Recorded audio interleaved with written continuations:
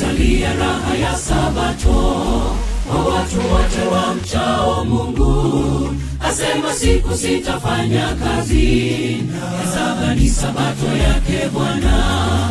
Imesalia raha ya Sabato kwa watu wote wamchao Mungu.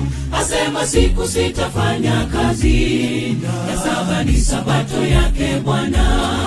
Sabato ni siku ya kupumzika iliyowekwa kwetu na Mungu Baba, na tena ipo kwetu kama ishara kati ya Mungu na wanadamu.